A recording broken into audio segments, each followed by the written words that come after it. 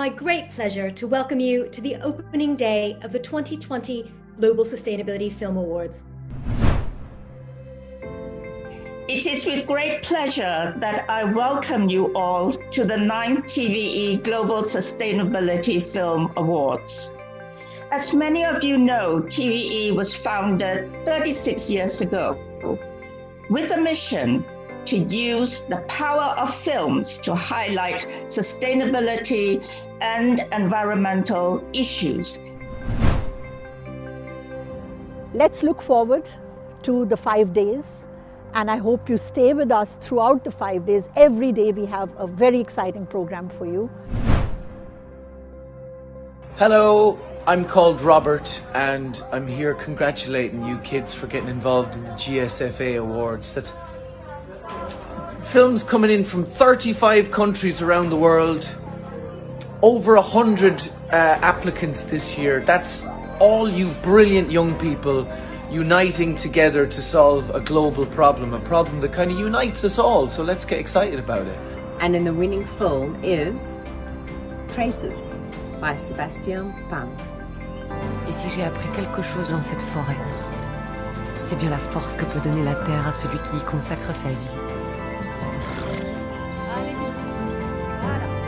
Cher organisateur du festival, je tiens à vous remercier pour le prix que vous m'avez attribué. Je ne m'attendais pas à cela et ça me fait vraiment très plaisir, d'autant plus qu'en ce moment je prépare mon prochain film que j'espère vous présenter l'année prochaine. Home to the workforce of women who together contribute to reaching our grapes to European shores. Women who stand testimony to the fact that Indian grapes are not just taste-worthy, but clean and fair. I'm so happy to welcome the audience, the jury members, and of course the fantastic 14 finalists from across the globe to this first International Daring Debates. Sustainable businesses are on a roll, gaining a competitive advantage over their conventional counterparts and attracting investment. Impacts, as illustrated by the Volkswagen diesel scam, which resulted in about 30 billion euros in fines and compensations. Now, if the company technology and to invest in renewable energy, precisely because there is simply not enough stuff to invest in, and you have a pretty sure bet, like climate change is going to destroy the world.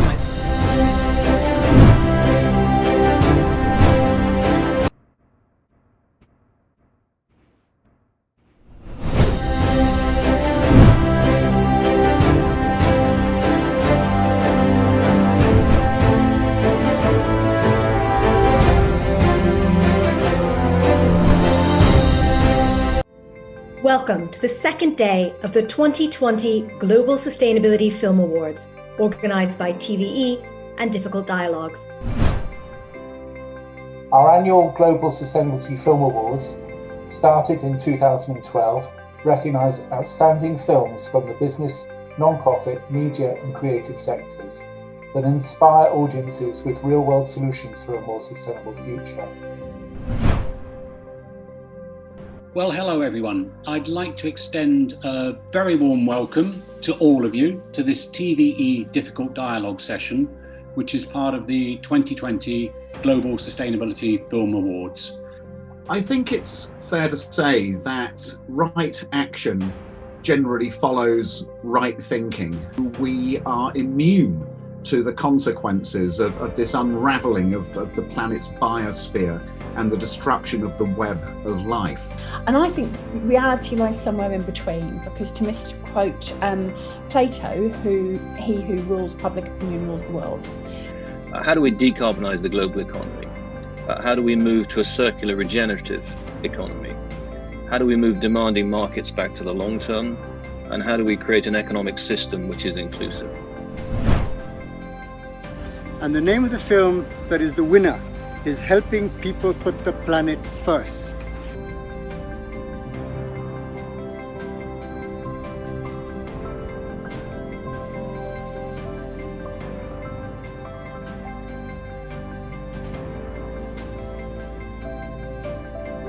It's really important to me to make greener choices because we should try to hand the planet we've received down to the next generation in as good, if not a better state than when we received it.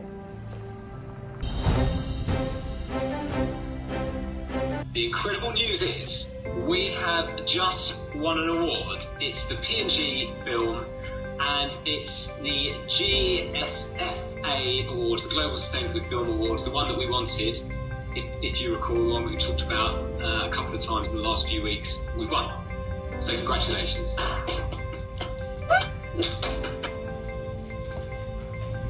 Congratulations, everybody. The winner of 2020 TVE GSFA AI Award is Coronavirus Pandemic Making Safer Emergency Hospital by Sinotech. Congratulations. The team can develop viable low-energy ventilation models for converted spaces in many other climate regions, from temperate northwest to the Mediterranean, from continental climates in China and central India to the Midwest of North America, Canada, and marine coastal climates globally. The research demonstrates that intelligent low-tech design can significantly reduce the cross-patient transfer of the virus in airborne droplets and aerosols, and particularly decrease the exposure of nurses, doctors, and healthcare workers to pathogens. I am delighted and honored to have won the prestigious and important TVE Global Sustainability Film Award in the category AI. A big thank you to the judges and everybody involved.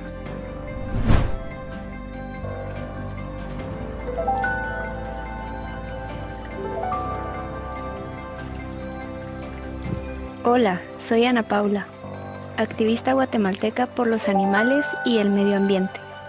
Pertenezco a un grupo de jóvenes ciudadanos comprometidos con la reforestación de áreas dañadas por la tala de árboles, incendios forestales y malas prácticas agrícolas.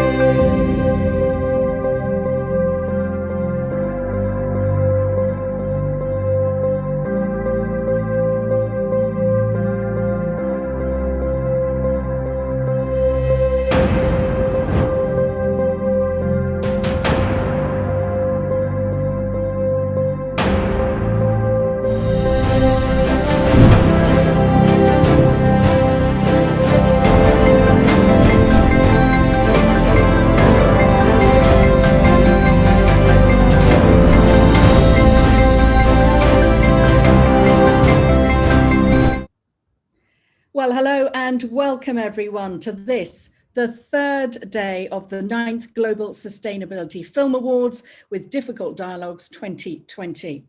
We are so happy that you've been able to join us for this very special virtual event. And of course, we look forward very much to being able to see you all in person once again when we're able to hold physical awards celebrations post-COVID. BAFTA and the Mayfair Hotel, I can tell you we miss you very much, but we will be back soon. And we're going to do our best to bring you all the excitement online, however, nonetheless. Tell you a little bit about me. My name is Lisa Aziz. I am delighted to be your host today, absolutely thrilled. I'm a broadcaster, former Sky News, BBC World, CNBC, ITV. I'm now at LBC Radio based in London. I do a breakfast show there. And I was delighted when Serena asked me to take part. Thank you. Can I also at this juncture just say a huge thanks indeed to Nicole Itano, who was absolutely brilliant. She's TVE's former executive director, and she so beautifully handled days 1 and 2, Monday and Tuesday. Nicole, thank you. For those of you joining us though, you don't know too much about TVE and our very special GSFA Awards, let me tell you a bit more. They recognise outstanding films from the business, non-profit, media and creative sectors that inspire audiences with real-world solutions for a more sustainable future. TVE has partnered with Difficult Dialogues to produce a rich global online experience that will combine the announcement of award winners with engaging discussions and debates about the issues that they address. Again, for those of you joining us for the first time today, let me just explain to you that Difficult Dialogues is an annual 3-day forum, and it's based on themes of contemporary relevance. At its core, it comprises intensive serial discussions on a different theme every year between diverse stakeholders ranging from academics, young talent, celebrities, activists, politicians, and leaders from the media, business, and international organizations, all founded by the wonderful philanthropist, Mrs. Serena Narula, back in 2016. I'm proud to say that I've known Serena for some years, since we actually put our heads together years ago to formulate, instigate, and produce the very first GSFA event. That was at BAFTA. It was a huge success, and it continues to be. She really is a powerhouse. You know, for those who know her, when she gets her teeth into a project, she really adores and loves. Thank you again, Serena, for all your help and support, especially when I was at TVE. Right now, though, let's get underway, and I'm delighted to introduce to you the co-founder of TVE. His name is Richard Creasy. Let me tell you a little bit about him before we actually see him. He's the managing director of BFC Media Limited, which owns the large screen IMAX theatre in Moscow. Previously, he was Central's longest serving program controller. Central became ITV. I used to work for them too. For 14 years there, he ran the factual programming department and was responsible for the company's features and documentary output. During this time, he co-founded TVE and the East-West Creative Association, and that's the first creative multimedia joint venture between the Soviet Union and the UK.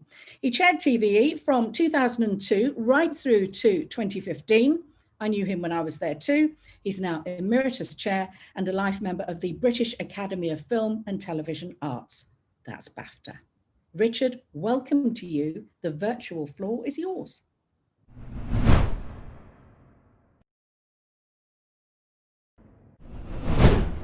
My name is Richard Creasy, and I started TVE over 35 years ago. I was the head of documentaries in a big television company, and we went down to Kenya and met up with the head of UNEP, the United Nations Environment Programme, and agreed to work together, and we brought in World Wildlife Fund. So that was the beginning, and it was called Television Trust the Environment because it was very much based on television. Now, I'm absolutely delighted to find that 35 years later, we're turning another really big page, because this festival, which is really important, is saying two things. First of all, it's saying we need to rely on business to see if we can change what's going on and make the world a better place. And we also need to go international. And one way of going truly international is via the internet. So the fact that this is a live internet-based project is really, really exciting. And I'm often asked, what do we need from the environment? What do I do? And the answer seems to me to be pretty clear. We have to be pretty local. And we have to talk about our own places and to see how we can leave our own places a better place to be than when we first arrived on this world. So we leave it better than we found it. And that's what I think. And I think that we want to go local whenever we can. But most of all, thank you for joining us. Thank you for being involved, and to all the people, a record number of people who put their films in for the competition. I'd like to say thank you, and I wish you all well. Richard, thank you so much. Wonderful to see you. And now it's time to learn more about those shortlisted for the Innovations Award. Now, this is given to the film under 15 minutes in length that best highlights a new innovation, for example, in AI, digital technology, alternative materials, clean energy, or new production processes, with the potential, though, for driving sustainability at scale. So here then are the 3 shortlisted films, and also what our wonderful jury had to say about them.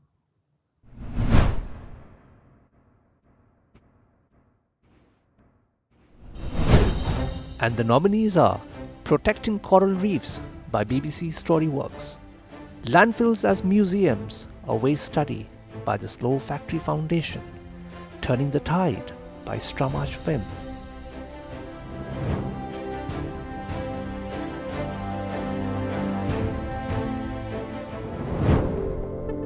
Coral reefs are often referred to as the rainforest of the oceans. They cover a tiny part of our Earth, less than 1%, but are home to over a quarter of marine life. This represents over 1 million different species. If the corals disappear, then the whole life associated with the corals will disappear as well.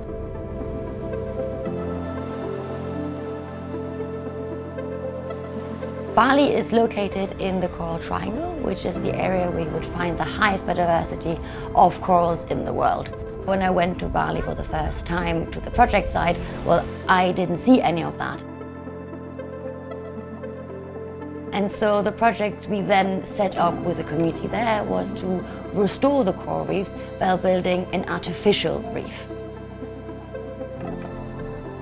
We have now sunk a total of 80 structures with 9,000 corals transplanted. The area is covering a total of 3 hectares. It's great to see that even the biodiversity on top of the corals have come back already. So we can now see a great diversity of fish that are calling the artificial reef their home. IOVN is committed to reduce the negative impacts that sunscreens have on the environment. So the project goes hand in hand with this commitment.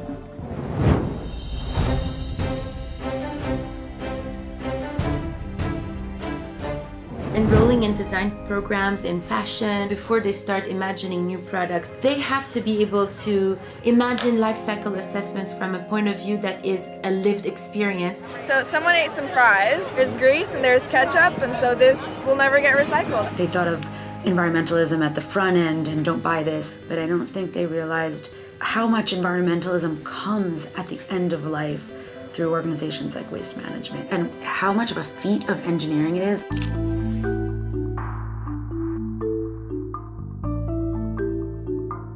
We are one of the largest recyclers in the country, if not the largest recycler in the country. I left with the sort of amazement of how productive they actually are. Car goes to be recycled. This is all the interior foam products and plastics and stuff that's not recyclable. We actually bring it back to the landfill. This is a good material for the trucks to be able to drive through because it can absorb the rainwater and the trucks can still get through it and drive through it. I didn't even know that they produced, energy that went back into the grid. That was so cool. I just expected to see a bunch of steamy, wet, garbage, and I was so pleasantly surprised to see how beautiful, honestly, it was, and how well it's maintained. There are things that we do really well, but there are some parts that we need help on, and so this is a perfect time to be working with fashion designers, textile designers, to rethink about how garments are being designed so that by the time they get to us, we know that there are some other options for them that can extend the life and reduce the environmental impact of that garment.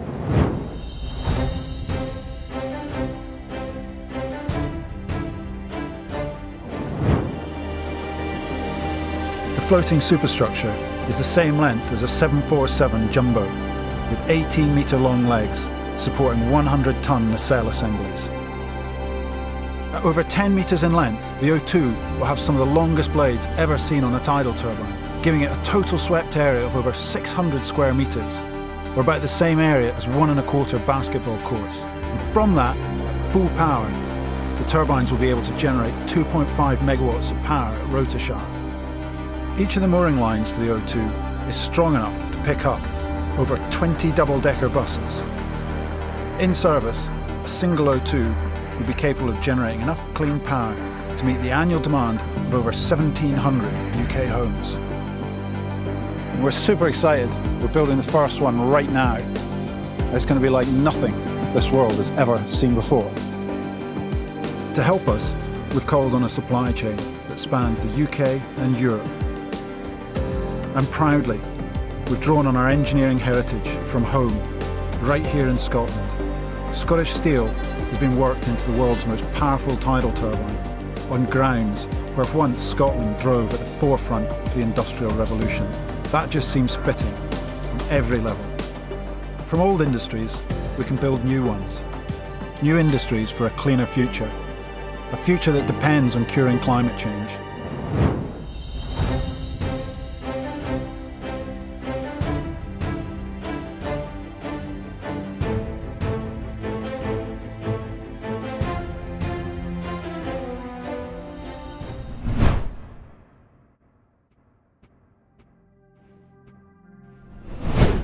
Hello, it's been my absolute pleasure to take part in the Television for the Environment Global Sustainability Awards 2020 and to be one of the judges in the Innovation category.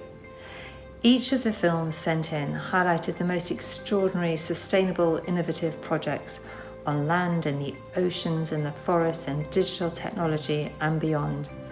My particular challenge has been to decide which also highlighted an innovative approach in film, a combination of the two being the award winner.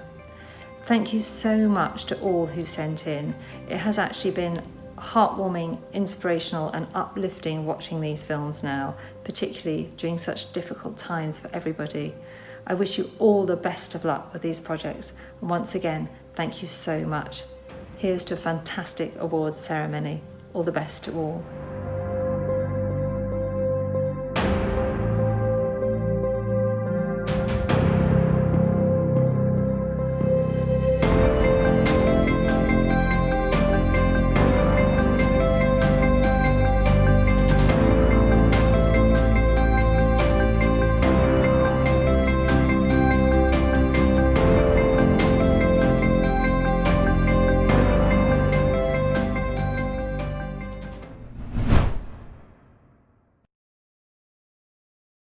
Well, I hope you enjoyed that, weren't they? Absolutely inspiring. And now I'd like to introduce you to the shortlisted Health and Environment Films category. Now, this is awarded to the film, again under 15 minutes in length, that best explains the links between the environment and human health, including, but not limited to, the COVID-19 pandemic, mental health, and also nutrition. Now, the films will be judged by the quality of the storytelling, as well as the credibility and importance of the issues being depicted. So here then are the 3 shortlisted films, and again, what our lovely jury had to say about them.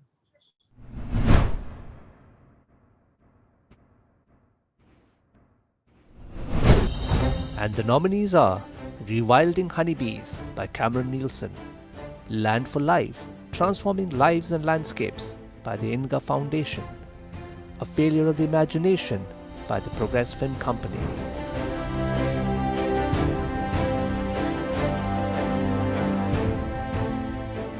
There's several reasons why colonies in the wild are having a higher survival rate than colonies living in beekeepers' hives.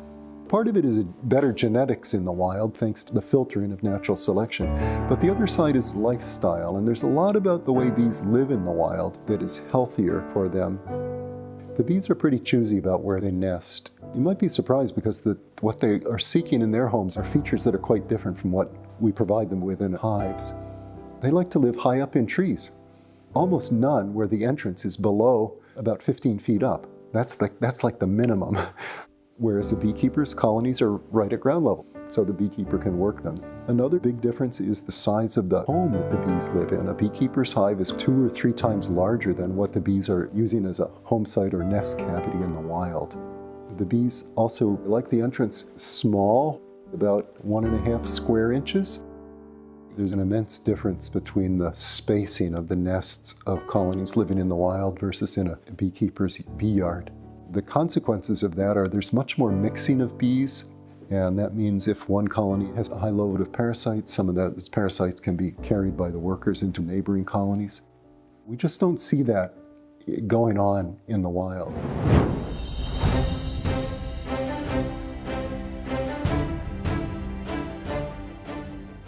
Que en los malos tiempos, cuando llueve, ya este terreno da muy poquito, y dice, no, lo voy a dejar ahí, voy a botar allá mejor. No hay otra opción para poder sembrar, y entonces eso, vamos botando, botamos 2 manzanas aquí, y ya el otro año botamos en otro lado, botamos así, para allá, para sembrar las milpas, para sembrar los frijoles, lo mismo. Entonces nosotros sembramos lo que nosotros podemos acá.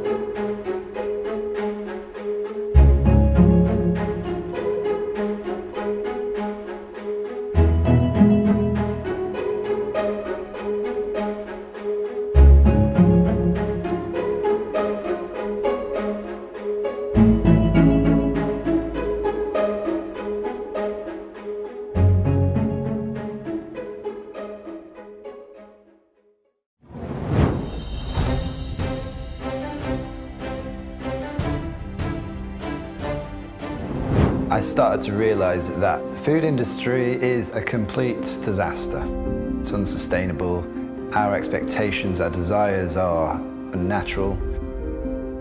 We need a new system.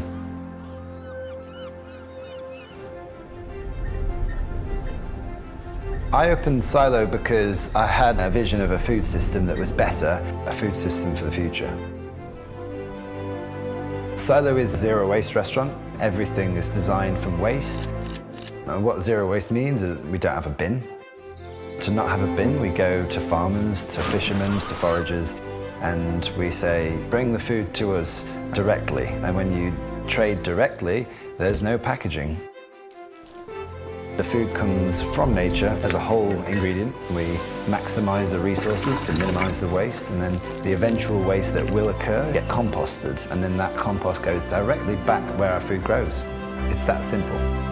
If we want butter, we have to make it from milk. If we want flour, we have to freshly mill from wheat. This kind of food is alive, really alive, and when you create a system with no potential of waste, it's very easy. It's very easy to not have a bin. However, the only way I could describe the early years of Silo is moving through thick fog. There was no manual to a zero waste food system. No one had done it.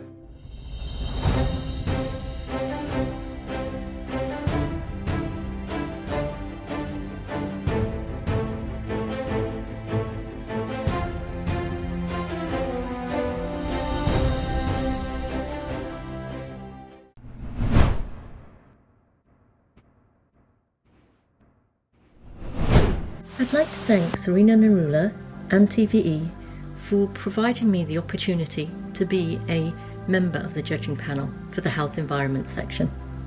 It is indeed an honour to be actually on the panel and to have reviewed so many exciting films. It's difficult to decide which ones should get an award, and of course they all should, because they're all equally as wonderful as each other. But I needed to choose the 3 of the top ones, and how did I do that? Well, I felt it was important to consider which actually tackle some of the sustainable development goals that's so important to us in making a difference to society, I thought it was important to choose ones that actually moved me emotionally inside. And of course the filming and directing that was also amazing in all of them, but some exceeded others. So that's how I have enjoyed taking part in this event, and I look forward to further opportunities to showcase all these wonderful films. It was a wonderful experience being a part of this festival as a jury, and right from the start, from the time that we met on the Zoom call where we met all the other judges, to the process of watching all the films and looking at the filmmakers' profiles and their motivation behind it. I thoroughly enjoyed the whole process, and in fact what was amazing was like so many different subjects, ranging from something so immediate like the COVID-19 or plastic, methane emissions, climate change, so many different subjects, treated so differently, solutions that have been given, stories that have been covered. And the ones that really stood out for me were like these two films, The Rewilding of the Honeybees and The Zero Waste Restaurant. So I wish all the filmmakers all the best.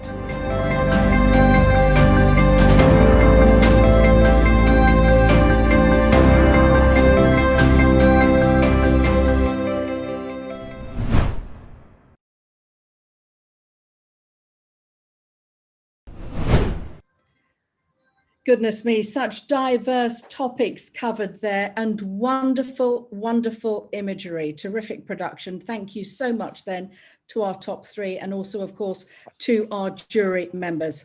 Well, now that we've seen the nominees, let's just take a pause, because we'll be seeing who the actual winners are a little later in the programme. It's time now to hear from our wonderful youth ambassadors, and it's absolutely terrific. We are so thrilled that 40 of them have joined TVE's GSFA this year. And here's just one now talking about the changes they would like to see in the environment. So welcome, Gaurang Narayan.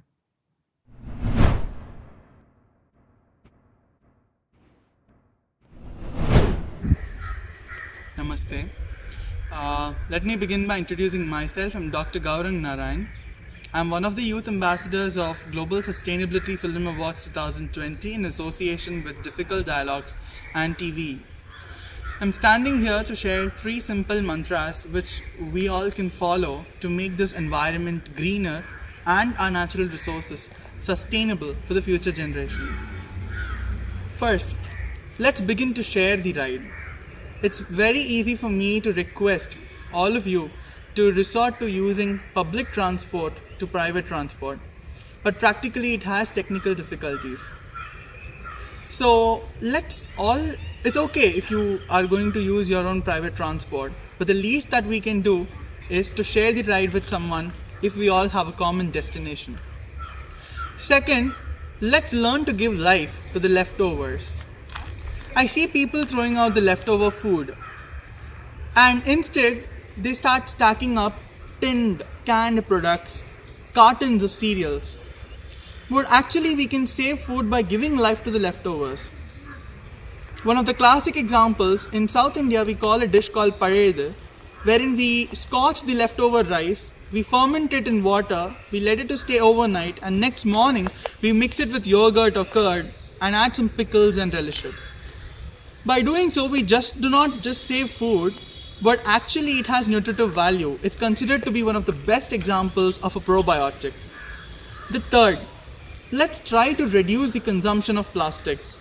That's the least that we can do to save the environment.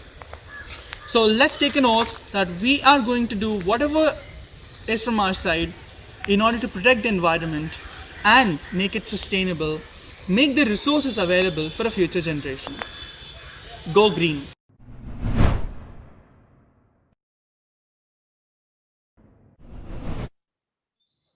Gaurang, thank you so much indeed. Gaurang Narayan there, talking so passionately about making, those little changes to our daily lives that can make such a difference. Beautifully put. Thank you very much indeed. Right now, though, we are ready for the second difficult dialogues. And this panel discussion is going to be on the role of innovation in bringing about a sustainable future. And I'm sure that if it's anything like the one earlier this week, it's going to be amazing. Well, David Stringer-Lamar is going to tell you more about it shortly when we join him. But first, let me just tell you a little bit more about David himself. He is the Managing Director of Fortis Consulting London. He's the Chairman of the Institute of Directors for the London region. He's a member of the London Business Board, which is chaired by our Mayor of London, Sadiq Khan, well known by everybody, I'm sure. He frequently engages with members of central government, local government, embassies, and international trade organisations too. Business leaders and their senior teams, all in there, and he liaises with them. David, welcome. Over to you.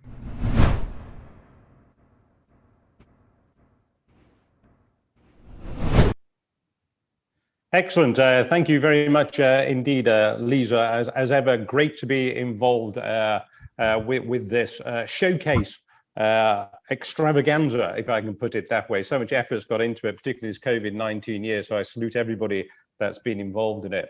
And terrific to see those 6 films there as well. It's going to be a terrific panel. I'm very much looking forward to sharing the views and the opinions of our experts on this one. So welcome to all those. I'll introduce them all in a few moments. And of course, welcome to all the attendees who are kindly joining in here, no doubt from all over the planet. I'd just like to say at the beginning, it's very good to see TVE, Television for the Environment, and Difficult Dialogues coming together and co-organising the Global Sustainability Film Awards 2020. With this association, the awards have become even more elaborate and indeed exciting. This year, there are films, awards, and some difficult dialogue panel discussions as well on each days of the awards week. Now, today, of course, is the 3rd day of the awards week, and we have the theme New Ideas. The panelists and I are here to have a dialogue, as Lisa's described, on the role of innovations in bringing about a sustainable future. Lisa was kind enough to mention the London Business Board. And in fact, there was a meeting only this morning here in London, and with Sadiq Khan. And in fact, you'd be pleased to know sustainability was actually mentioned during our meeting. So I'm here, as it were, live from the City of London. I'm right in the heart near Moorgate Station, and we've got this beautiful sunny background to me, but I can assure you it's grey and raining. So this is just, unfortunately, just a bit of a background for you. Okay, let's rock and roll, as it were. So it's now my great pleasure to introduce the panel.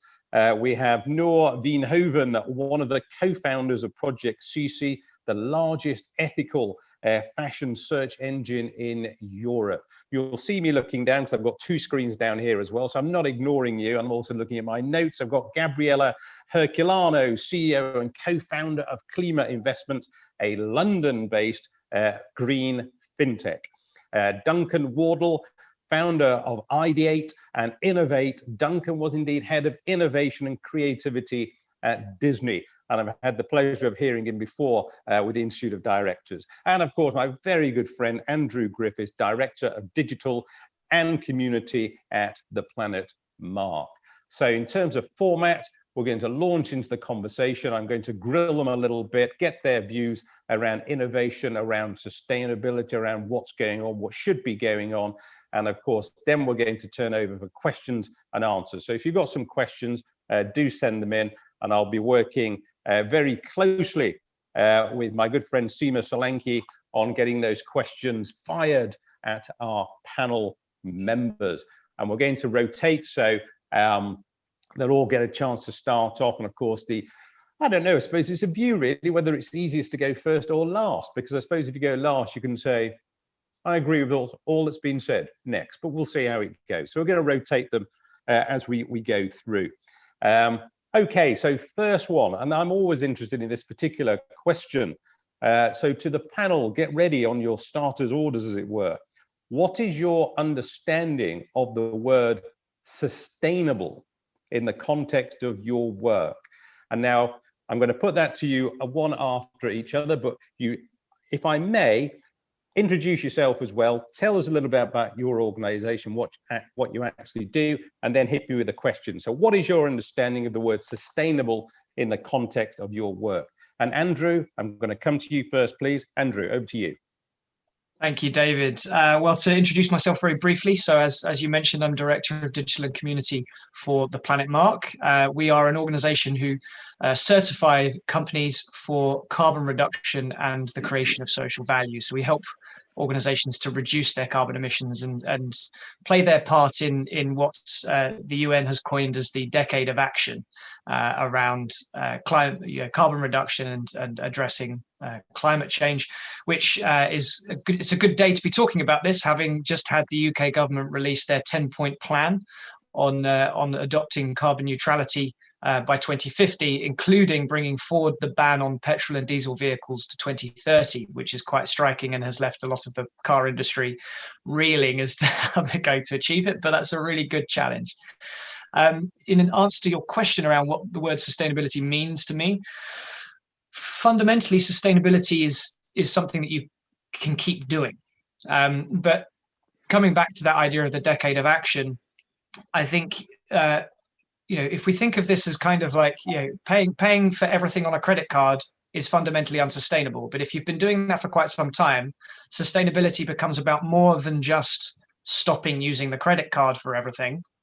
And it becomes as much about paying off the debt that you have accrued in doing so. And so for me, sustainability is about going beyond just getting ourselves to a point of doing things that we can keep doing without damaging the planet. And we actually need to also build in some more restorative measures to ensure that we can, offset against the damage that we've already done. Excellent. Thank you very much, Andrew, and certainly keeping us up to date with what's going on here. And as you say, lots of challenges there for the motor vehicle industry. Very interested how you kindly put it, considering I'm based in the City of London, around a financial footing around credit cards. So I do like this idea. We've got to stop using the credit card, but also look at paying off the debt. So thank you very much indeed for that. Okay, Gabriella, there we go. FinTech, though, you want to carry on with the credit card analogy or possibly use another one? So what's your understanding of the word sustainable in the context of what you do? Hi, David. Thank you. Thank you for having us. For us, sustainability means low carbon, right? So what is sustainable for us? Green FinTech that we focus on the companies that can enable CO2 avoidance. So we go away from the business as usual predicated on fossil fuel. Andrew's point is fantastic, right? 10 years from now, we're not going to be selling ICE, internal combustion engine cars in the UK, which is great. So for us, sustainability is an economy and a society that operates in a manner based on products and services that are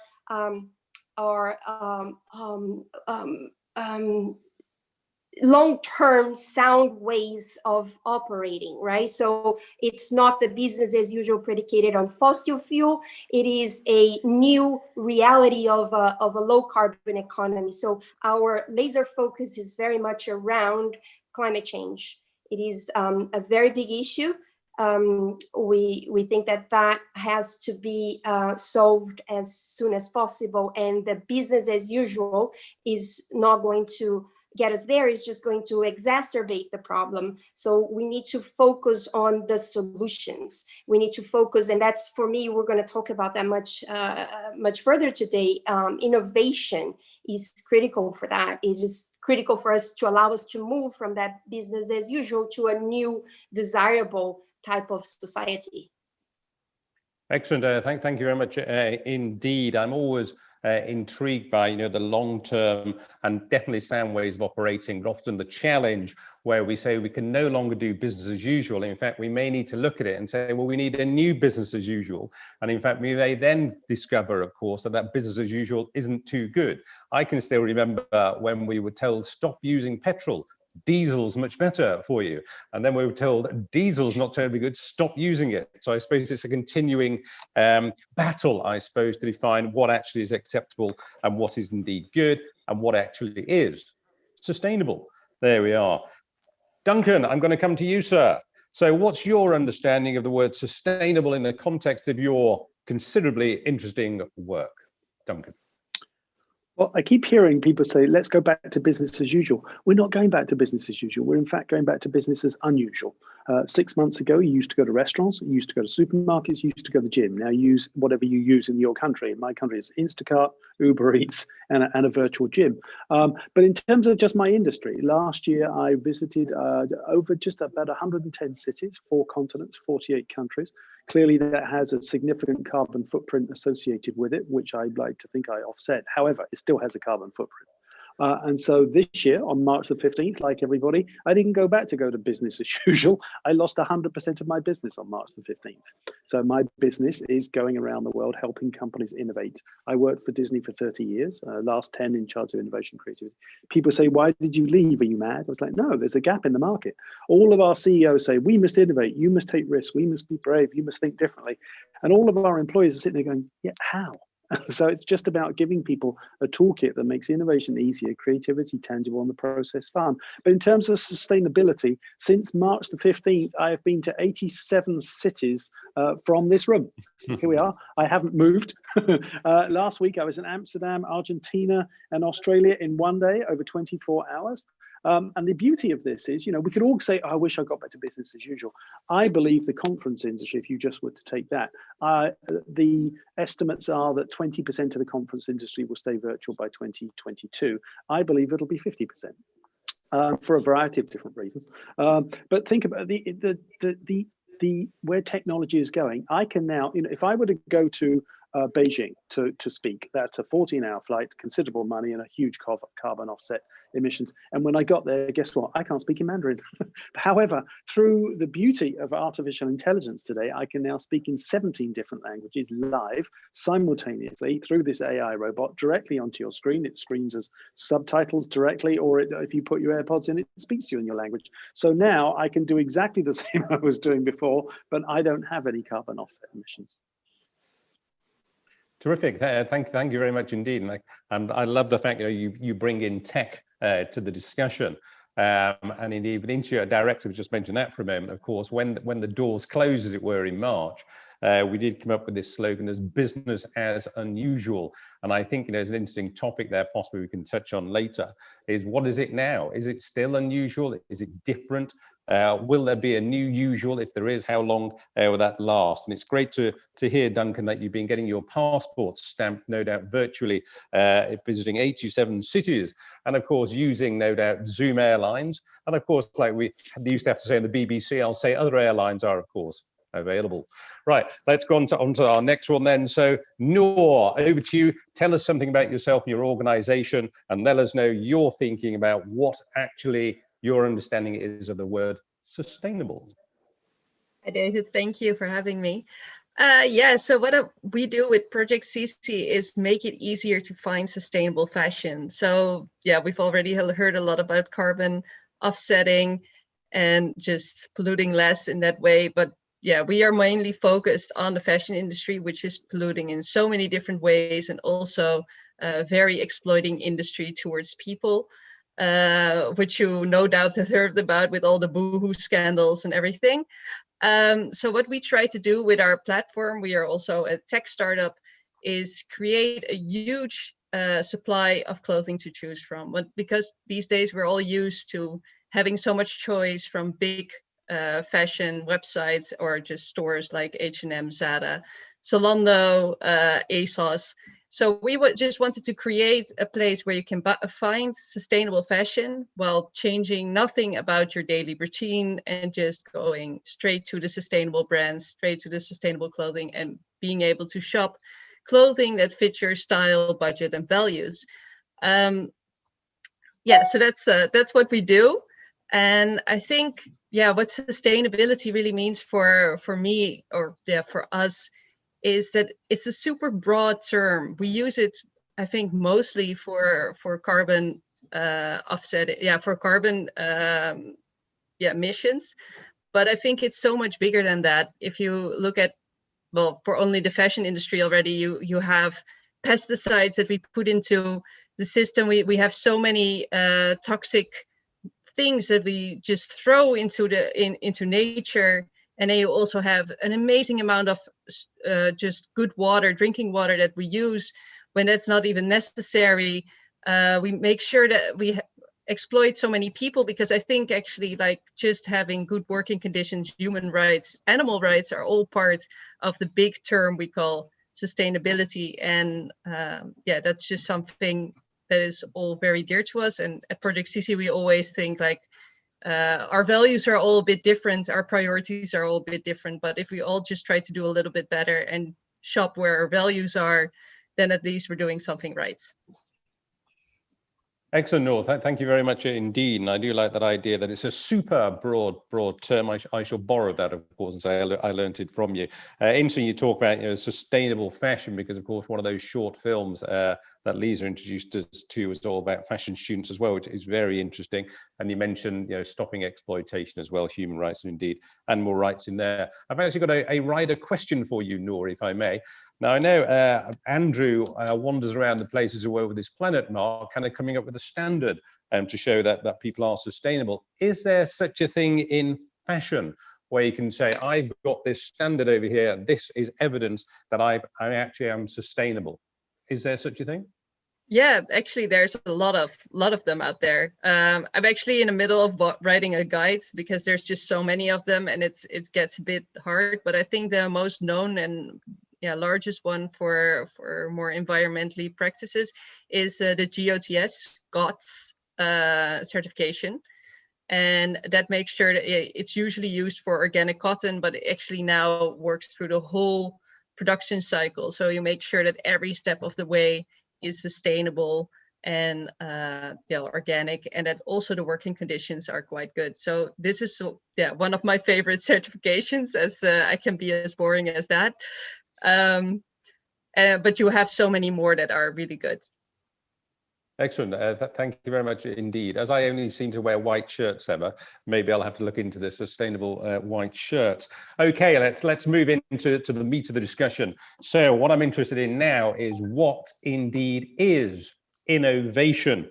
And of course, the rider, what is innovation in the context of sustainability? So Duncan, you're Mr. Innovation, so I'm going to start with you. What is innovation, and what is innovation in the context of sustainability? Duncan. Gosh, I define creativity as the ability to have an idea, and all of us can do it. I define innovation as the ability to get it done. And so many organizations fail miserably at that part of it.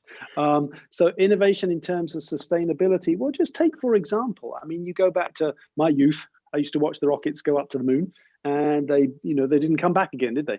And then you saw the space shuttles go up and they came back. And then you saw the solid rocket boosters go up and blow up in space. They didn't come back, but now with Elon Musk, they come right back down and land on the launch pad.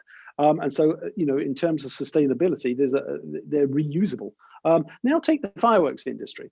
So think of the sheer amount of hundreds of thousands of dollars the Disney organization spends on blowing up fireworks around the world every single night of the year. And yet, there's noise pollution, there's smoke pollution. And from a financial revenue standpoint, once I've blown it up, guess what? I can't use it again. However, look at drones. And if you saw the acceptance speech of Joe Biden about a week ago, people were like, were they fireworks? No, of course they weren't fireworks. They were drones. And so he had the American flag spelled out in the sky, and it looked like fireworks. But guess what? It wasn't. It was drones, and they came back down again. And so now think about the potential of that alone. Now I can launch my product every night, but guess what? I get to bring it home again, so I can use it again tomorrow.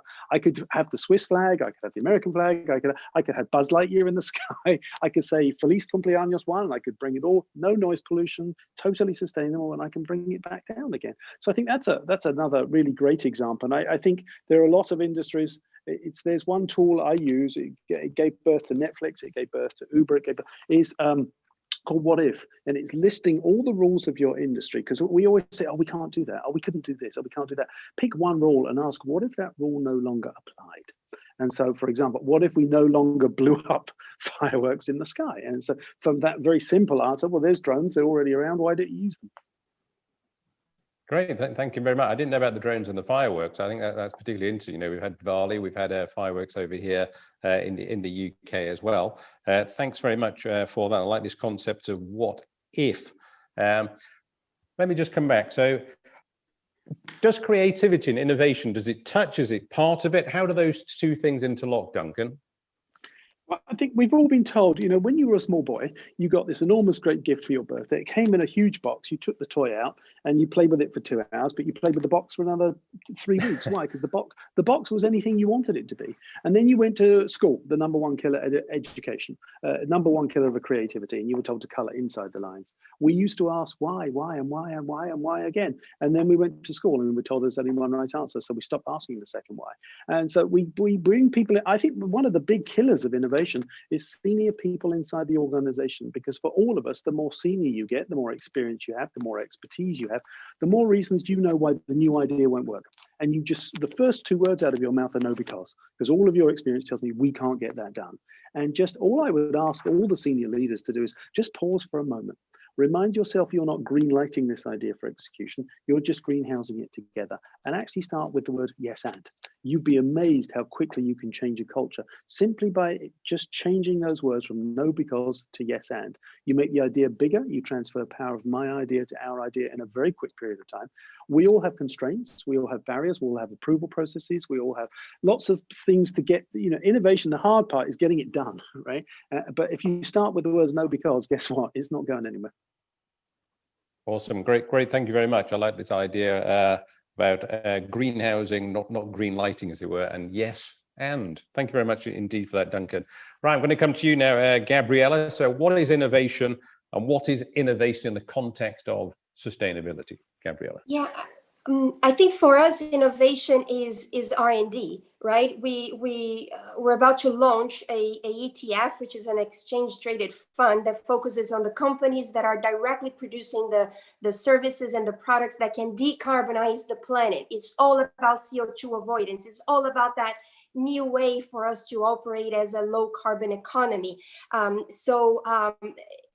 I think, you know, it's very much in line with what Duncan is saying, and Andrew making the point that in 10 years, we're not going to be selling internal combustion engine cars in this country, right? So battery storage, energy from renewable sources has the problem of intermittence, right? So if the sun is not shining and the wind is not blowing, then we don't produce what the economies demand in terms of megawatt hours. So we need to solve energy storage at a utility scale.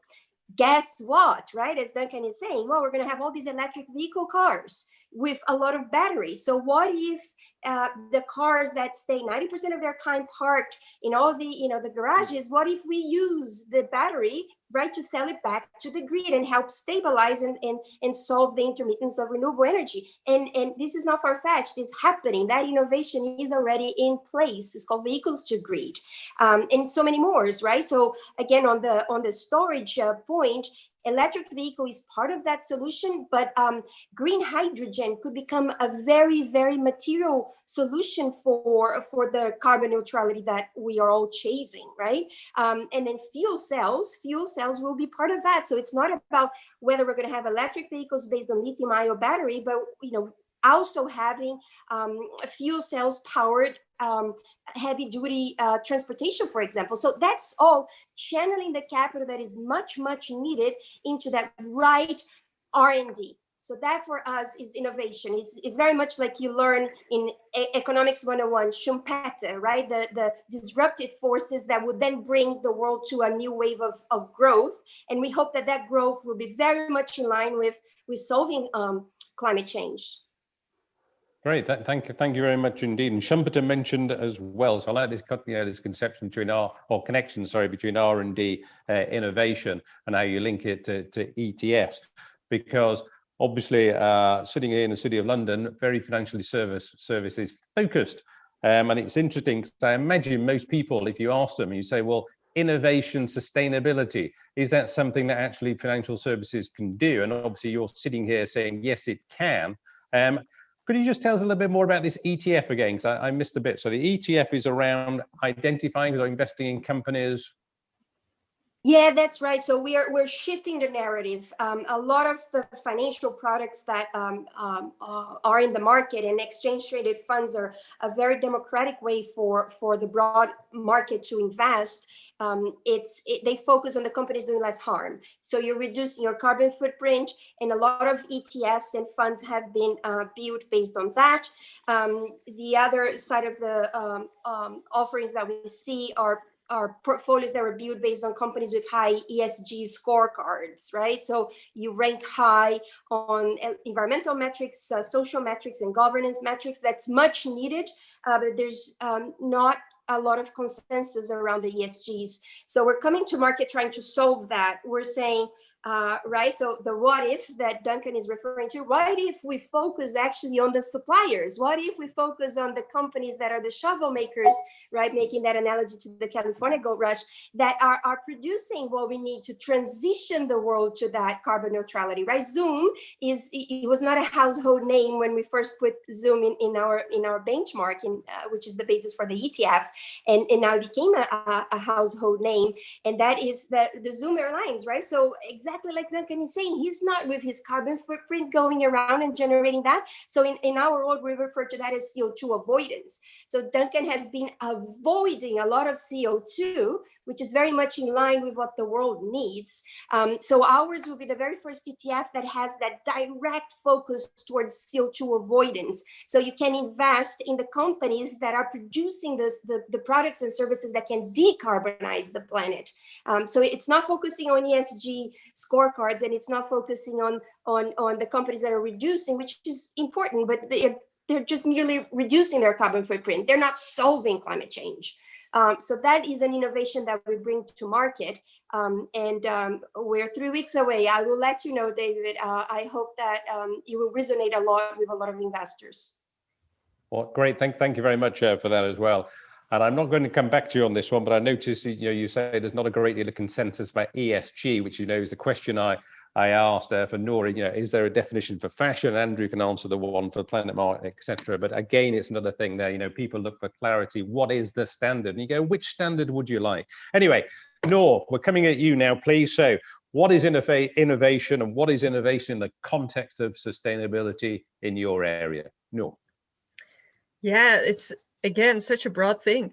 I think innovation is just looking for new things, new technologies, just science in general, trying to make a leap forward and always being very progressive. And if I talk about innovation and sustainability, I think innovation is not in itself sustainable. That's just, let's be fair. There were so many technologies that came that are actually polluting the planet that come from innovation, but there's also so many that can now solve those problems. And I think if you look, for instance, at the way we use electricity in general, that it was a huge innovation that we could do that, and then that we could then use fossil fuels to all warm our houses and to also power our lights. And now we're making a step again towards using more renewable energy sources, such as solar energy and wind energy, and so many more.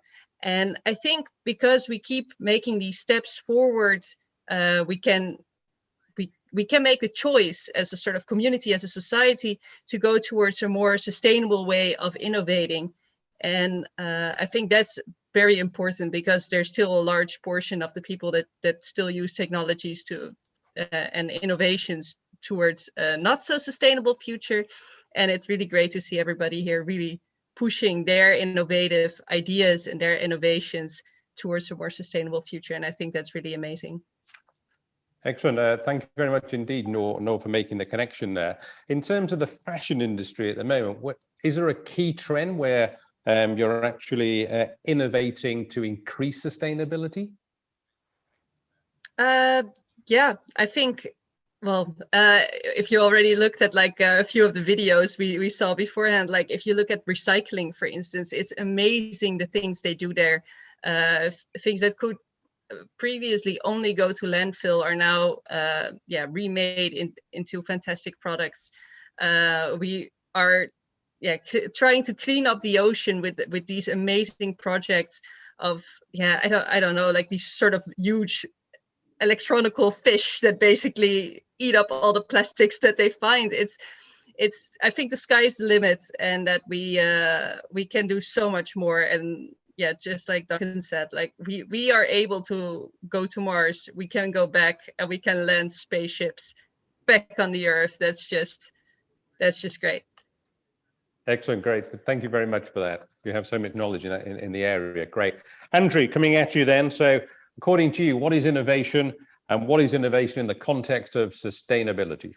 Andrew. Well, first of all, I wanted to say that if you are looking for sustainable white shirts, there are a number of Planet Mark certified fashion brands, including a Savile Row tailor called Dejan Skinner.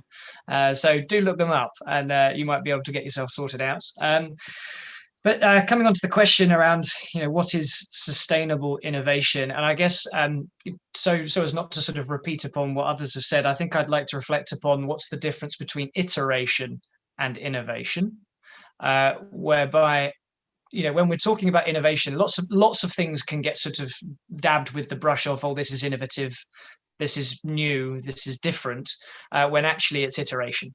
Creating a slightly more efficient process or engine is iteration, not innovation. Shifting and transforming the way in which we approach an entire concept, that becomes innovation. So making a slightly more efficient petrol vehicle, iterative. But shifting to an autonomous vehicle that then is able to travel around and take various people from various places to various locations autonomously, that's innovation. And I would go so far as to echo a chap called Tony Seba predicts that by 2030, the government's moves on electric vehicles might prove a bit sort of late, if anything, in that he predicts that industry and economic drivers will have 95% of journeys by 2030 will be undertaken in an autonomous electric vehicle. Now, when you start thinking about that kind of transformation in a short space of time, we start sort of having to sort of ask, okay, well, why should organizations be innovating, and what causes these transformational shifts? And fundamentally, sustainable innovation is about transforming the way in which we price in environmental and social impact into the products and services that we use. If you can't not use carbon in a product. It's not possible. You've got to produce and create things, which means we have to create ways of getting the maximum usage out of that product or service, and then of offsetting and of mitigating the impact that the creation of that product or service has.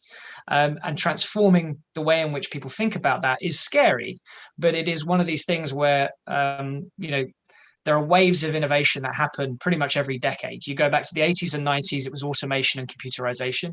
2000s, it was the internet and connectivity. In the 2010s, it was social media and instantaneous feedback. And all of these things are shaping culture. And I firmly believe that the 2020s are going to be the decade in which the most significant driver of innovation, the most significant driver of opportunity, and equally the driver of why businesses will go bust, in the same way as if an organization didn't embrace computerization and automation, if they're not using computers or the internet at this point, they're gone. I believe that within the next decade or so, we will see organizations who fail to embrace sustainability, inclusivity, and those kinds of principles and a purpose-driven approach will go out of business. And that's not it's not a values-driven argument. It is an economic and business opportunity-based one. Excellent. Thank you very much indeed, Andrew. I like this idea, the waves of innovation, and obviously iteration is not itself innovation. Then you're pushing us.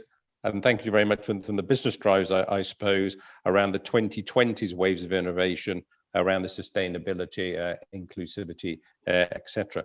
What do you think is going to be the major challenge for businesses to try and engage with this agenda you've mentioned? The big challenge is fundamentally reevaluating the way that you approach doing something. So, for instance, healthcare and sustainability in healthcare is one massive challenge that's often not talked about. It's sort of almost a bit taboo in a weird way, because there's this perception that sustainability comes at a cost, when actually sustainability can come as an opportunity. The amount of medication that gets because we send people too much and then they don't use it and then they just throw it away is startling. And the healthcare industry as a whole is one of the biggest contributors. And actually, we need to be getting organizations out of the mindset of doing just enough and actually getting them to think about how they can fundamentally change the way in which they operate as a business, and to see their costs, their waste as opportunities. Like there was a manufacturer who saw the opportunity in the heat and the carbon dioxide produced by their processes, and attached a greenhouse to grow tomatoes on the side of their factory, using all of that lovely waste product that they were creating and not using. And so they found another way of making money off of something that was previously a waste product. And those kinds of shifts is what leads sort of organizations under the Planet Mark, for instance, in 2019, reduced their carbon emissions by 12% on average, absolute carbon emissions, 12% reduction, which is way beyond what science-based targets or the Paris Climate Agreement and things like that demand. They are going above that. You know, they actually reduced by 16% per employee within their organizations, because many of these organizations are growing, but becoming more efficient in what they do as they're going. So people need to be disruptive, and the people who come through this crisis that we're in swinging, the people who come through it swinging and continually striving to do more and be better will benefit hugely from doing so. And those who sort of sit back and wait for others to make the move first will suffer for moving too slow, as the car industry is discovering, because Bentley already announced that they were planning on complete shift to electric vehicles by 2025. So Bentley's ahead of the game. They're ahead of the curve. They're ready because they've been working on this for the past decade. Whereas others who waited until now to do something are really going to struggle. Great. Thank you very much, Andrew. Also, thank you for your tip about Savile Row. I'll go and have a look at that. You've also, thanks for the tip about the Bentley. And as Gabriella's in FS, maybe I can arrange a soft loan from her to actually go and buy one. Of course, I'll give you a lift at some stage in a sustainable way. Right, let's get into our next one. There's lots of questions coming in, so do keep them coming in. We'll have this last round, then we'll open it up. So let's go for the other side. So it's all a waste of time, not possible. What are you all talking about? So people often say that innovative ideas are not realistic, they're not achievable, not affordable, a waste of money. Something else is going to come around anyway, so why do we bother to engage? So I'll ask each of you, do you have any examples of past innovative ideas that are now taken as acceptable as the normal way of doing things and are making a positive difference? I hope you have got one, otherwise we are in trouble and we'll just close the show now, as it were. So Gabriella, coming at you first, please. Have you got an example of something that's made a difference? Yeah, I think, again, the world for us is we see it as those that can generate CO2 avoidance, right? And I think that from the part of the world where I come from, right? I grew up in South America, we eat a lot of meat. So if you were to say, well, you can have a plant-based burger, right, which has a much lower carbon footprint, we would all be like, yeah, no way, it's going to taste like rubber. And it has been done, right? It has been done, and it's again, it's a very relevant solution that I think it's not being pushed by legislation. Right? There's no country saying, you know, you are now no longer allowed to eat this or that, right? It's just consumers embracing that solution. You know, the world that Andrew was just describing, right, of autonomous vehicles going around, well, that's the shared economy, right? Again, we're embracing that. Airbnb is a great example, but again, in our world of companies that generate avoidance, Uber and Lyft, right? So they avoid CO2 emissions because not so much now because of COVID, but it's the sharing, right? So instead of one person driving one car that is, as of now, most likely to be ICE, you have a most likely EV, depending on what city you're talking, or at least a hybrid, plug-in hybrid, going around with four, right? So again, that's innovation, and that is just us consumers saying that makes so much sense. That is economical, and it's good for the environment. So let's do more of that. So I think that those are good examples of innovation not being pushed or supported by taxation, tax incentives or legislation, but just us as consumers raising our voice and saying, you know, we like that. This makes sense. Let's do more of that. which I think is great, and I think adds to a very interesting sort of group of solutions, push and pull and market forces that will help us transition to that new reality of a low carbon economy. Great, thank you very much for those very cogent examples. Noor, coming to you. So have you got an example for us, please, of something that was innovative at the time, but is now actually accepted as normal, something that's made a difference? I have an example where I think like a lot of people were very skeptical. Like if you just take something very, very, normal, like the light bulb, where we were all so used to just having these, I don't know even how to say it in English. I think like the Wolfram thing that we just made very hot and then it emitted lights. That's what we did. And then some people came around and said like, no, let's use a LED light. That's like way better. And then other people were like, that's ugly light. We don't want that. That's horrible. Why would you want that? And now you cannot even buy light bulbs anymore because everybody uses LED because it's just so much more sustainable. The lifetime of these lights is just so much better. I think that's just a very, well, it seems simple, I guess, but it's probably not. Just for these small solutions that in the beginning everybody was very much against it. I mean, if I look at my grandfather who still doesn't know how to use the internet, and now it's too late, but well, he really missed the boat there. And with that also globalization, where we were able to suddenly see the other side of the world and communicate from such a big distance. I remember my father flying all over the place to visit clients all over the world, and now he just sends them an email, and that's enough. And I'm also very happy because within Project CC, we also have people we work with from all over the world, and I've never met them in person, but we email and that's enough. And it just saves so much carbon emissions. But Gabriella also says, like, we're used to flying and having these communications where, well, right now flying is no longer, you don't have to do that. And if you look at how COVID is actually, well, kind of putting us all in one place, well, we're kind of frustrated, but you see that it's so unnecessary for us to all the time go all over the place. And I also really liked your example about indeed plant-based foods.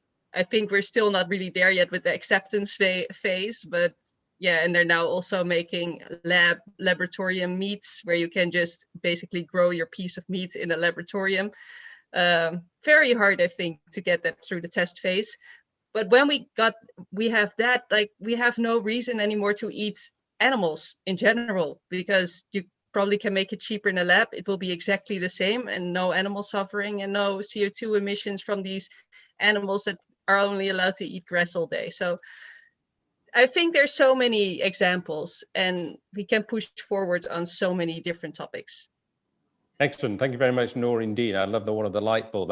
He hadn't even thought of it. So flipping obvious now, isn't it? But, it was revolutionary at the time. You covered so many things there. So leaving it difficult for Andrew and Duncan, but I'm sure they'll think of something. So Andrew, coming at you then, sir. So have you got an example for us of something that was a bit wacky, but is now mainstream as innovative? I'll go a bit further back because I think it sort of demonstrates quite nicely how fast things can move. There's a photo of Times Square in 1900 in which it shows Times Square absolutely full up of horses with one motor vehicle in sight. You have to play spot the motor vehicle. It's like, where's Wally? And then there's a photo from exactly the same spot in 1913. And you find yourself having the reverse challenge. Suddenly, Times Square is full of motor vehicles and there is one horse. What happened to all of the horses? That was our primary mode of transport for millennia, in terms of traveling longer distances. What happened to all the horses? What happened to all the stables? What happened to all of the people who bred horses, trained horses, looked after them? What happened to all of those people? And the motor vehicle industry came about not because there was some values-driven approach saying, oh, cars are better for the world. No, it's just that they were cheaper, more efficient, and fundamentally cheaper. They were much, much more effective at doing the job of getting someone from A to B at a lower cost, because you didn't have to raise a car for 2 years before you could ride in it. You didn't have to feed it. You didn't, well, beyond petrol, but you didn't have to feed it. You didn't have to give it medication other than the odd mechanic. But, you know, it fundamentally shifted. And important to note, over 100 years ago, it took 13 years for that to happen. How fast do we think things are going to move now with autonomous vehicles as soon as these things get on the road? I actually attended the launch of an autonomous vehicle called Cargo, where they literally, and they have just been certified by the DVLA to be legally allowed to put their autonomous vehicle on UK roads, literally like a week or two ago. And they are now doing autonomous deliveries of medication to care homes from between pharmacies and care homes using an autonomous vehicle that is driving around by itself on UK streets. And the cost of delivery, when you do that, brings it way down from, you know, several pounds per delivery to pennies per delivery, because you're no longer having to pay an individual to be in that car. You're paying people to monitor lots of cars.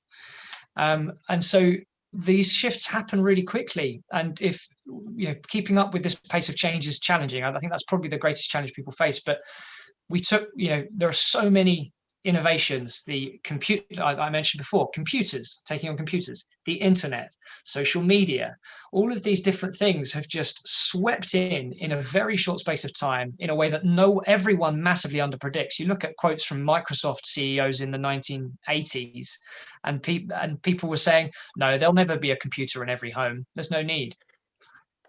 From people at Microsoft, we underestimate how fast and how dramatically things may change.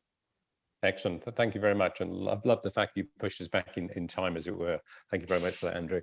Duncan, over to you. An example, please, or more than one, about what was slightly different, but now is mainstream, made a difference. Duncan. Yeah, you want to go back? I can take you to the telex machine if you want to go back. Well, I guess three very recent examples, because we say, oh, we can't innovate and we can't be sustainable. Well, that's nonsense. Of course you can. We haven't been able to in the past because we didn't give it a try.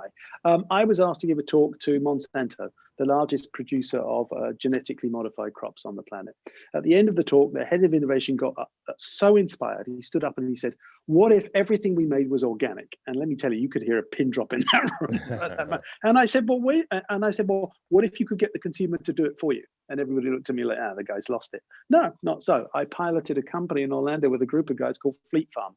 Fleet Farm is a group of young boys who go around, young men, and they cycle up to your house, and they get to your house and they dig up your front garden for free.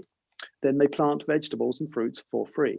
Then they grow the crops for free. Then they harvest the crops for free. You, the household owner, get to keep as many as you want. On average, the average household owner keeps less than 5% because they can't eat it all before it rots. And the rest of it goes to the young guys, and they go and sell it to local restaurants who need locally produced, sustainable produce. So the household owner wins because they get free food. The guys are making lots of money, and the restaurants are getting locally produced, sustainable produce. So that is a wonderful example. And I said to Monsanto, what if you could scale that? I mean, of course you could scale it. And another example out in Mumbai, if you've seen the film Slumdog Millionaire, the Dharavi slum really does exist. It's 5 million people living in the area, same size of about 4 or 5 Disney theme parks. You would think squalor, but not so. Innovation and creativity, I find the people with the least amount of resources are the most innovative and the most creative. In fact, I think India will be the #1 superpower by 2050, just because you've got 1.4 billion entrepreneurs who didn't have their creativity killed by our formal Western education. They're just out on the streets making it by surviving. But the challenge we were given was to create light where there was no electricity. And you thought, I'll give it a go. I had no idea what I was doing. Went out with a couple of engineers, and so, we noticed that there are those small plastic bottles, those non-sustainable plastic bottles that we drink out of. If you put it directly underneath a spotlight, it starts to refract light about a foot around the bottle. Then you take the branding label off the bottle and it starts to refract light up to 2 or 3 feet around the bottle. Then you play with a water level and refracting light up to 4 to 6 feet around the bottle. Then you cut the lip off that we drink out of and it can go up to about 8 feet around the bottle. So all we did was walk into a hut that had no windows, cut a hole in the hut, in the ceiling, stuff the bottle through it, and lit the entire hut where there was no electricity. So we wrote to the CMO of Evian, and I said, look, I need 500,000 empty bottles, plastic ones, that you're about to trash the planet with them. I need to take your brand off it because I need the light, and I need you to pay for the shipping, and here's why. And 3 months later, we lit 500,000 huts during daylight hours where there was no electricity. But here's the thing, we are innovating now. We just don't realize it. Look, the last 15 years, right, we've had Ebola, H1N1, SARS, bird flu, and COVID. That's one every 3 years. You think another one's not coming in 3 years from now? Yes, it is. The shift to virtual is going to cut so fast. What if we didn't need cars? What if we didn't need buses? What if we didn't need planes? Are you insane? No, we're not insane. Look, what if you never went back to the office again? Do you need to be in the office? No, you do not need to be in the office unless you're actually producing something. But if you're in marketing, sales, legal, operations, finance, administration, you do not need to go to an office. Now, the company can save a bucket load of money on corporate real estate immediately and all the offset emissions that come with that. But here's the thing, we're in Zoom today, at least I think it's Zoom. I can't keep up on all the platforms there are at the moment, but there's platforms that exist today. There is a virtual campus where Andrew and I run workshops for companies where you can go in from anywhere in the world. You are an avatar. You have virtual meeting rooms, virtual breakout rooms, virtual auditoriums, virtual soccer pitches. And there we are together live. And now Oculus. Oculus is still a bulky headset, but you know what? You and I remember the brick phone from 15 years ago. Oculus will be a pair of contact lenses in less than 10 years from now, and we'll all be emotionally in the same room together. The shift to virtual has been slow because we didn't need it. Necessity is the mother of invention. We need virtual now because the COVID, whatever the next COVID is coming. And I believe virtual, the acceleration of virtual will challenge all of us and actually, help make money, help make us more sustainable, help move us into the future much quicker than perhaps we would have if we hadn't had this global pandemic. So whilst there aren't too many silver linings in this one, I think the acceleration to virtual is one of them. Great. Thank you ever so much, as ever, Duncan. I mean, panelists, you've been terrific. There's lots of questions here. We are up against time a little bit, but let me pick one out here. So from Sapna, any thoughts on how we can create more awareness about reaching eco-friendly materials for packaging in new economies like India, where e-commerce is booming and there's huge increase in pollution from unsustainable packaging? So any thoughts about improving packaging? Who would like to lead us off? I'm about to choose somebody. Well, I think I can say something about Thank it. you, Noor. Well done. Go for it, Noor. Yeah, I'm in fashion, right? So packaging is a huge thing there, and I think in many more. So I think we've seen a few innovations there. You can go for like more biodegradable packaging, although I think it's not all there yet. A lot of the biodegradable packaging actually still takes years to biodegrade, so that's a dangerous way to go. But you also have, and I think that this is gonna be bigger, is packaging that you can actually also return again. Like so many people now have products that they return, and you also need boxes or packaging for that. So basically having how is it called, the model that you can that you pay a little bit extra for the packaging and you get it back when you send it back in some way, just like we do with a lot of bottles at the supermarket. I think if we think more of those kind of solutions, we can more go towards the zero waste packaging economy. Right. No, I totally agree with that.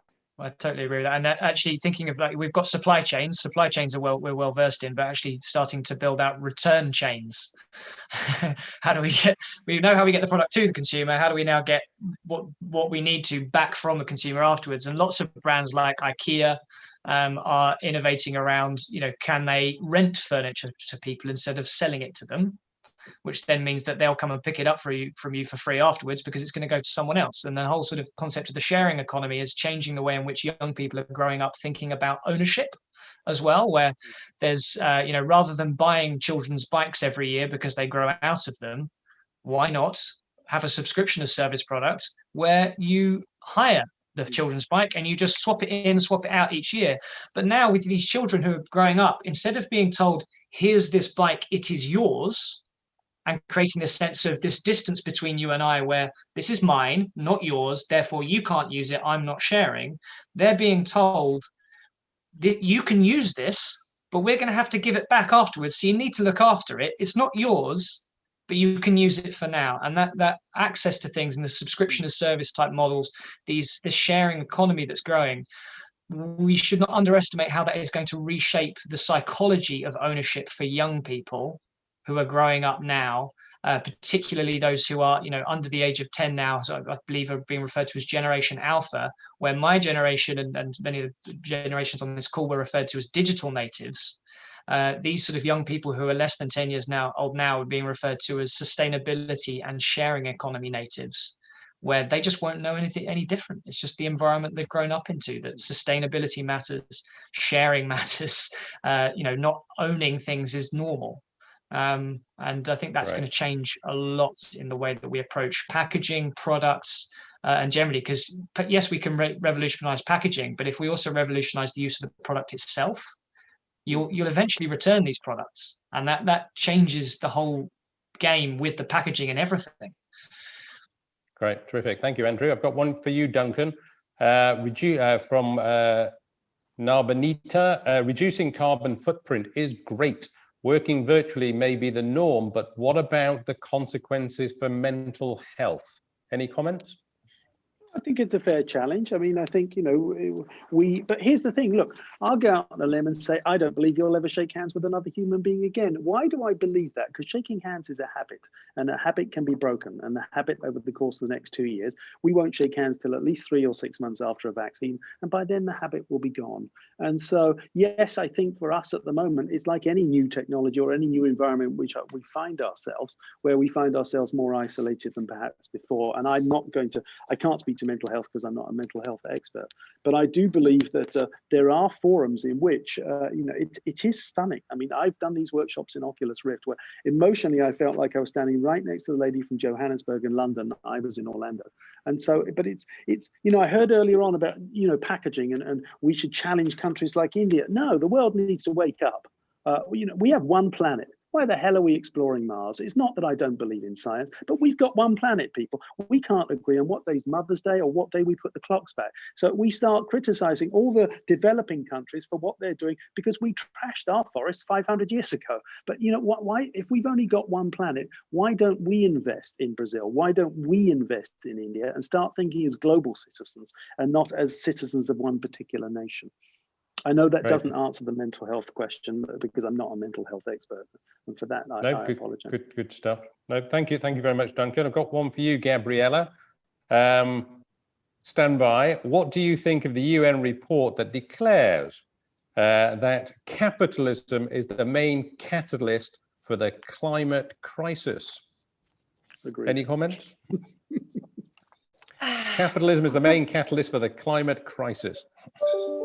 Well, we do believe that capital markets can be a source for good, right? If we channel capital towards what is really needed and what is really innovative. So it's about stating the purpose, right? What is it that we should be doing, and having that discussion be a bit more thoughtful and clear, right? So I think we need very clear metrics, and that's our intention of bringing to market this ETF that has a very clear, tangible number that we can quantify, which is CO2 avoidance in gigatons of CO2 equivalent, right?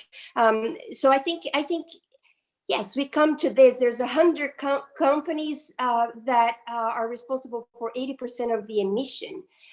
So capital markets can be helping to negatively screen, right? So if you have a lot of emissions embedded in what you do, then you can be punished directly or indirectly, right? And your cost of capital debt and equity will go up, and you end up with a lot of stranded assets, which is something that I think without a shadow of a doubt we're going to see in the next 10 years.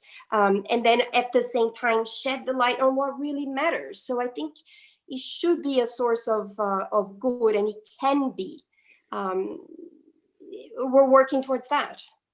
Okay, great. Thank you very much indeed for responding to that question. And of course, as we know here in the City of London, New York as well, there's a great deal focused now on green finance and this idea of sustainability of debt as well.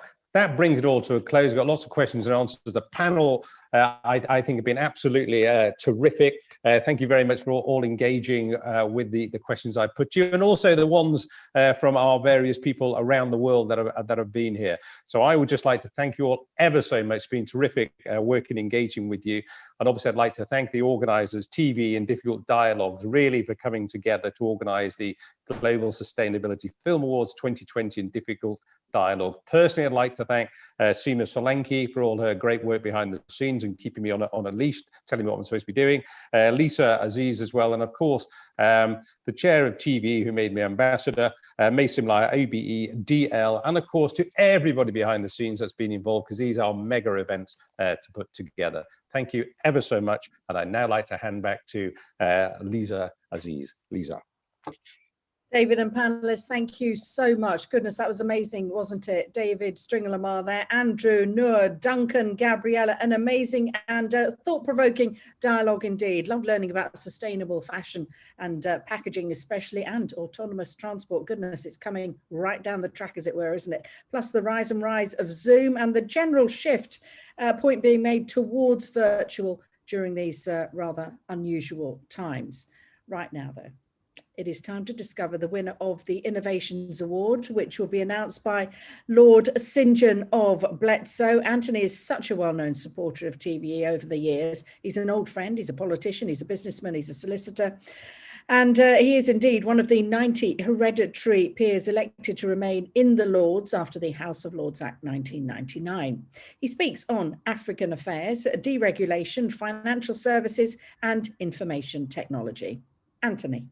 Good to see you. Well, thank you very much, Lisa. I'm absolutely delighted to be invited to announce this year's winner of the Innovations category for the Global Sustainability Film Awards. I've been a trustee of TVE for many years. They've done remarkable work for so many years. And I've been particularly privileged to have been the president of these awards, which are always, as you know, hosted at BAFTA. Very sad they can't be this year. But this is particularly an important category because quite clearly renewable energy is at the forefront of all political agendas, and wave technology particularly is making its mark.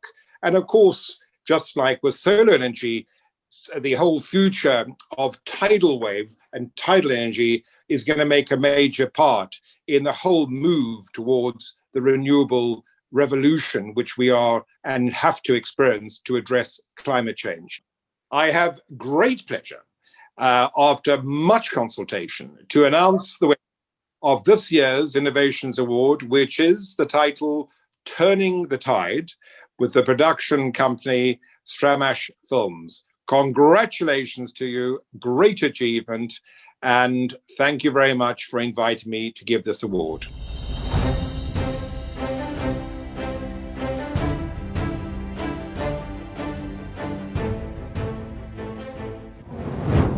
Where tidal movements are channeled between land masses or around headlands, the flows can become accelerated, like giant, deep rivers. With water being over 800 times the density of air, these tidal streams offer a colossal source of renewable power that is as predictable as the orbits that create them. Our team at Orbital have spent over 17 years developing a revolutionary technology aimed at harnessing this resource, with a mission to provide sustainable clean power to millions of people, homes and businesses around the world. In 2016, we launched the SR2000. At 2 megawatts generating capacity, it was the world's most powerful tidal turbine ever to go into operation. We installed it in the waters off the Orkney Islands in Scotland at the European Marine Energy Centre, where it was exposed to some of the harshest tidal conditions on the planet. Not only did it break records in power production, but it totally validated our novel approach to solving the tidal challenge by attaching turbines to a floating platform rather than a fixed structure on the seabed. That way we can build and install turbines at far lower costs, whilst ensuring we can service them cheaply and quickly, with technicians accessing the turbine like a mechanic stepping onto a boat. The SR2000 was a breakthrough, but we knew we could do better, generate more power and do it cheaper. That's always our goal. So, with over 100 years of engineering experience behind us, and climate change getting ever worse, we set about a redesign knowing we had to be bold. We had to push the limits of engineering and imagination. Through that, we came up with the O2. So the principles of the technology are really simple. We have a main tube structure that acts as our hull, floating on the surface, and that's moored with an anchoring system. And inside there we have a lot of the power equipment and electrical control stuff. That can be accessed quickly and cheaply on the surface. Now underneath the hull, we have two leg structures. At the end of each of these legs are our power generating nacelles with rotors that are capturing the energy from the tidal currents. And the clever bit of the technology is, we know that we need to do servicing and maintenance on these nacelles. So when we do that, the entire leg structure is hinged so that we can bring it up to the surface to be able to get low-cost, easy access to those nacelles. This is the solution for low-cost tidal stream energy.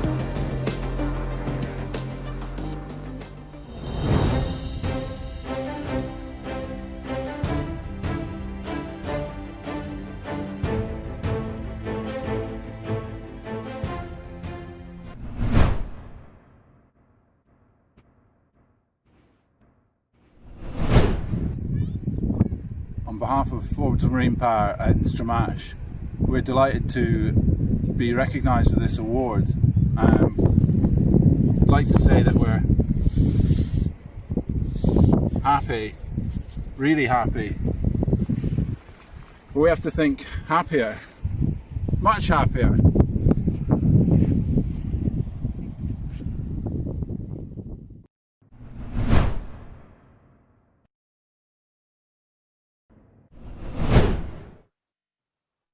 Goodness me, happy indeed, leaving us with a massive smile. I'm not surprised. Lord St. John of Bletsoe, huge thank you to you. And of course, massive congratulations once again to Stramash Films there for turning the tide. Wonderful, wonderful achievement. Right now, though, to the Health and Environment Award to be given out by Cheryl Ace Ali. And some of you may actually have seen Cheryl already on day one of these online awards. For those of you who happen to miss her, though, let me just tell you that she's a pretty well-known documentary filmmaker, actually, with extensive work experience across Africa and also the Middle East. She's got an MBA from UCT. She's a fellow of the Public Values and Leadership Program at Duke Uni and UCT's Graduate School of Business as well. She's got a really strong background in producing, directing and writing for various news channels, including Sky News. I spent 13 years there myself. ABC, Reuters, Al Jazeera. She's launched 3 TV channels in Angola, South Africa, Zambia. In 2018, she launched a number of film academies for the MultiChoice Talent Factory in Nigeria, Zambia, and Kenya, supporting the development, this is so important, of young, passionate African filmmakers. Cheryl, over to you. Hi, I'm Cheryl Ace Ali, Africa Director for the MultiChoice Talent Factory. MultiChoice is the largest pay TV platform in Africa, and our shared value is in giving back to young filmmakers by training and developing Africa's most passionate storytellers. Today I'm here to announce the winner of the Health and Environment Award. Many of the jury members were bowled over by the film's story of a young man who left school early with learning difficulties, trying to create a restaurant that serves healthy food while producing zero waste. While a true life tale, it also has the elements of all epic stories, glimpsed through a passionate person battling failure, staring disaster in the face, but ultimately winning against the odds. It also showed how his dream captured the imagination of others, small-scale local farmers and staff alike, rippling well-being beyond his own journey and triumph. So the winning film is A Failure of Imagination by the Progress Film Company.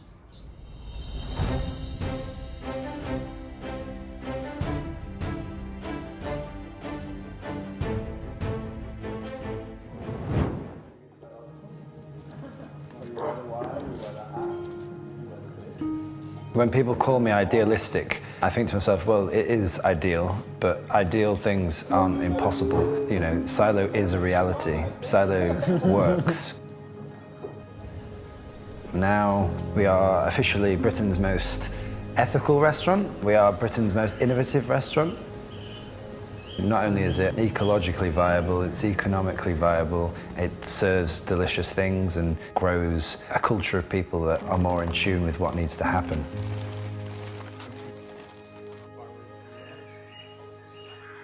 My reason for doing this was to create change, but as time passes in Brighton, in its original origin for Silo, the progress slows down naturally. You know, change is slowing down. Silo is at its best when it's evolving, when it's developing. And so the way to accelerate change, the way to accelerate these ideas is to start in a new environment, to close Silo in Brighton and to move it and to re-establish the ideas and to repopulate a new culture and hopefully accelerate the movement. All right, everyone to their battle stations. You're open. 200 years ago, every restaurant was a zero-waste restaurant. Waste wasn't a thing. I believe anywhere that serves food can adopt this idea. Very simple, very realistic model that works with nature and not against it. Yes, thank you all so much for supporting Silo over the 5 years, and I hope you can join us for the next chapter. It's going to be extremely difficult to leave these four walls, but it's what needs to happen. It's time to grow. It's time to make the next step. To the future. The future's that way. The future's definitely over there.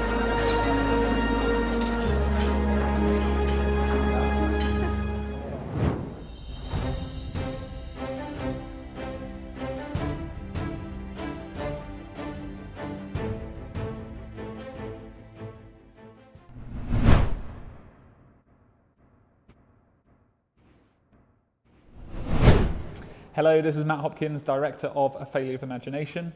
I just wanted to say how thrilled I am to hear that we've won an award at the Global Sustainability Film Awards. Not only myself, but everybody here at the Progress Film Company and everybody who works at Silo. A Failure of Imagination is a film that documents the first 5 years of the world's first zero-waste restaurant, Silo. And it's really a tale of perseverance, of trying to make food systems much more sustainable in this country and also in the world. I just want to thank everybody who watched the film and voted for the film, the jury at the film festival, and I really hope we get the chance to celebrate in person one day. Thank you so much.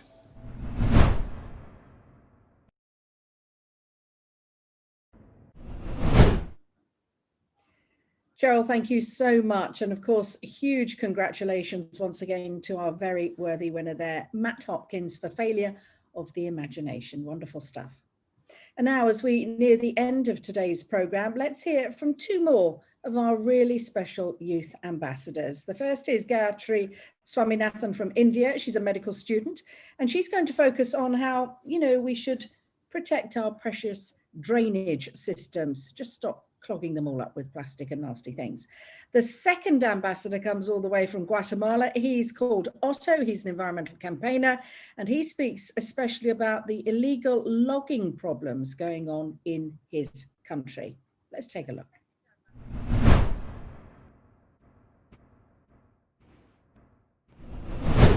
Greetings, namaste everyone. I'm Gayatri Swaminath and I'm a pre-final year medical student from Indira Gandhi Government Medical College and Research Institute, Puducherry, India.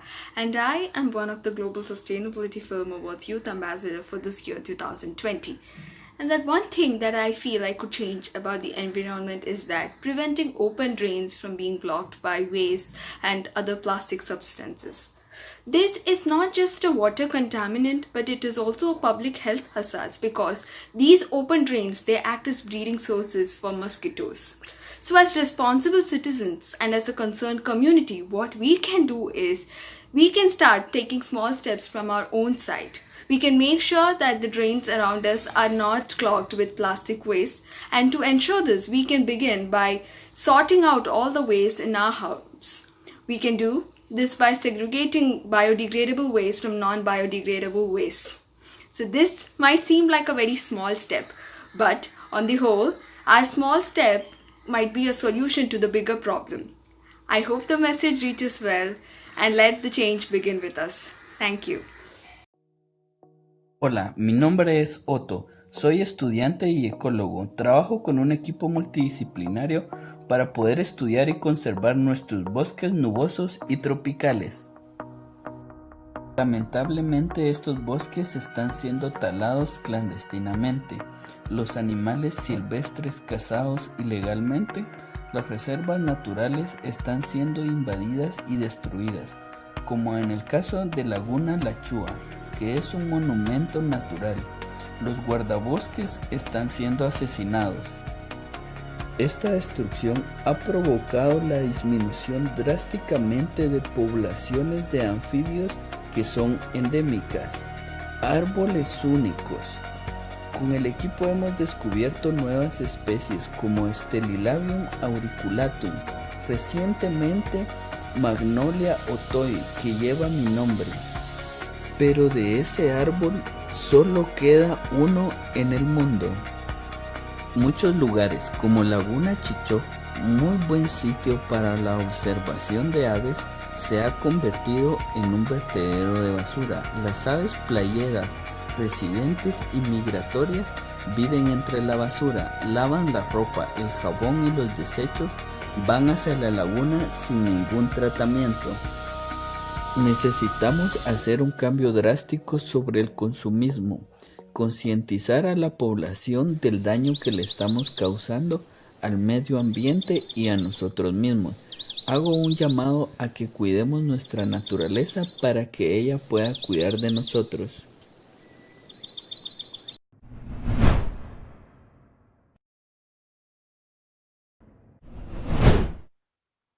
Goodness, thought-provoking stuff. Thank you both very much indeed.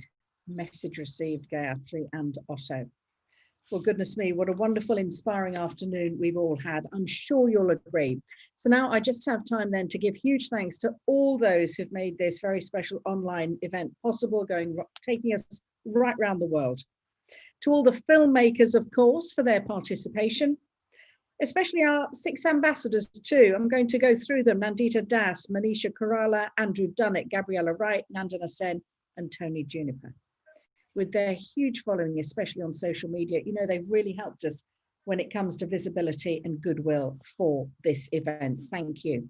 Thanks also to all our advisors and jury members who've certainly, as you've seen, shared their knowledge and their contacts with us. Huge thanks to Serena Narula herself. What a powerhouse. And her technical team. Otherwise, nothing would be happening at all. Karma and Vinay, you're amazing. Please do continue watching the awards, though, right through the remainder of the week. Tomorrow's theme, let me tell you what's coming up. It's about driving change. And you're going to be meeting the winners of the awards categories. They are transforming society and campaigning. You're also going to be able to listen to the panelists in our difficult dialogues. Now, that's going to be on what will the world look like in 2050. Now, there's a question. Panelists will include, and we'll be welcoming him back, Andrew Griffiths, Director of Digital and Community at the Planet Mark. You've seen him today, of course. Mark Wood, established speaker. Anthony Costello, eminent British paediatrician. And Anthony too was the Director of Maternal, Child and Adolescent Health at the World Health Organization in Geneva from 2015 through to 18. Adam Riccobani, an AI entrepreneur and author, CEO of Critical Future. What a CV, technology and strategy consultancy, which advises global brands.